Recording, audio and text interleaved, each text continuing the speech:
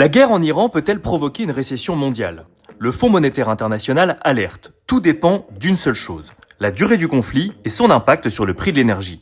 Sans guerre, la croissance mondiale en 2026 devait atteindre 3,4%. Aujourd'hui, ce scénario est abandonné. Le FMI a construit 3 scénarios très précis. Premier scénario, un conflit court.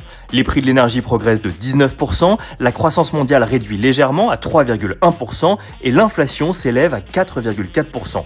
Cela veut dire que l'économie ralentit un peu, mais reste stable, il n'y a pas de crise majeure, c'est aujourd'hui le scénario central. Deuxième scénario, un conflit qui dure. Le pétrole oscille autour des $100, l'essence grimpe de plus 160% en Europe et en Asie, la croissance se réduit à 2,5% tandis que l'inflation progresse à 5,4%.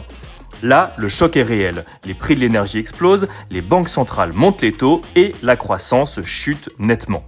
Le troisième scénario, c'est une guerre prolongée et un choc majeur. Le pétrole s'élève à $110 en 2026, $125 en 2027, le gaz progresse de plus 200%, la croissance se réduit à 2,2% et l'inflation dépasse les 6%. Là, on est au bord de la récession mondiale que le FMI définit comme une croissance inférieure au seuil de 2%. Conclusion, pour le moment le FMI ne prévoit pas encore de récession, mais plus le conflit dure, plus on s'en approche.